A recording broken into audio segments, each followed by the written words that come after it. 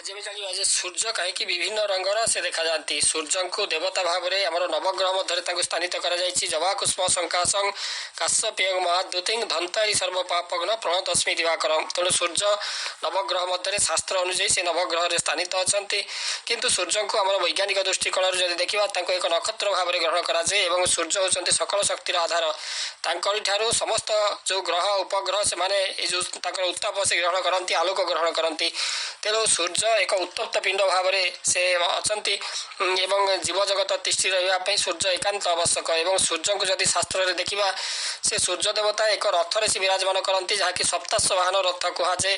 से रथर जो सारथी भाव में अरुण अच्छा यही रथरे जो हनुमान जिते जन्म हेले से जो उदित सूर्य को लाल सूर्य को से एक फल भावी खावाई लंप प्रदान करते जहाँफल कि सूर्य तांकरी माने पाटी मध्य रही जाइए जगत अंधार होता से इंद्रंकर जो वज्र प्रहार में हनुमान हनु हाड़टी भांगी जीवार से हनुमान नाम विदित हेले सूर्य देवता को से गुरु भाव में ग्रहण करते। सूर्य कही जे मु तो सब समय गतिशील तेणु तुम्हें किभली भाव में मत गुरु भाव में ग्रहण कर शिक्षा ग्रहण कर से हनुमान कही आप जिते बेगर गले आपण सहित ताल दे मु गति करी और आप गति करने समय आप उपदेश देवे और ता ग्रहण करी। हनुमान से मैंने ज्ञान ग्रहण करते। सूर्य देवता पत्नी थे जो संज्ञा विश्वकर्मा कन्या जो संज्ञा से सूर्य ताप को सह्य कर न पारी से पितरालय चली जाते संज्ञा परी एक अनुरूप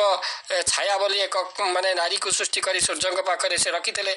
सूर्य जाना पर से पुणी पत्नी पाखक जाते सूर्य संज्ञा और छाया ठार पुत्र संतान जन्म होते। शनि देवता सूर्य पुत्र जम देवता सूर्य देवता पुत्र तापर जमुना जे कि नदी रूप अच्छा से सूर्य देवता कन्या भाव में अभिहित कराए।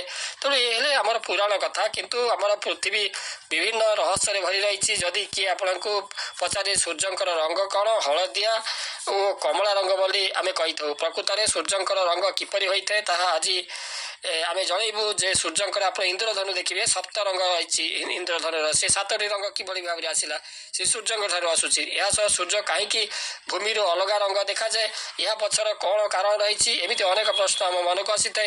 सूर्य किरण भितर अनेक प्रकार किरण रही सूर्य भितर अनेक शक्ति और विभिन्न प्रकार तरंग रही है।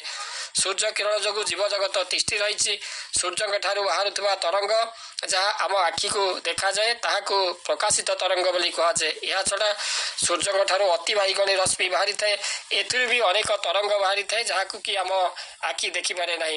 तेणु सूर्य ठार बाहर जो रश्मि सबु प्रकार तरंग एका संगे आसी थाए फल सूर्य धड़ा रंग देखा जाती किंतु जेबे यही किरण वायुमंडल में प्रवेश करें तेबे आम आखि पर्यंत पहुँचवा पूर्व एथे किसी परिवर्तन देखा जाए जहाँफल कि आमको सूर्य बहुत थर माने भिन्न रंगर देखा जाती। वायुमंडल में सूर्य किरण अन्न तरंग सह धक्का होता है फल सूर्य ठार आसुवा किरण पृथ्वी में विच्छुरित हो पड़ी था जहाद्वारा सूर्य रंग हलदिया देखा जाए। जितेबले दिन सरिया को लगे से समय माने से समय सूर्य किरण वायुमंडल में प्रवेश करें एथिपाई बहुत मात्रा रे प्रकाशित जो तरंग गुड़िक से वितरण होता है। परिणाम सूर्य धीरे धीरे से लाल एवं नारंगी रंग देखा जाए जो कारण कि उदित सूर्य से लाल रंगर और अस्तगामी सूर्य से लाल रंगर देखा जाती।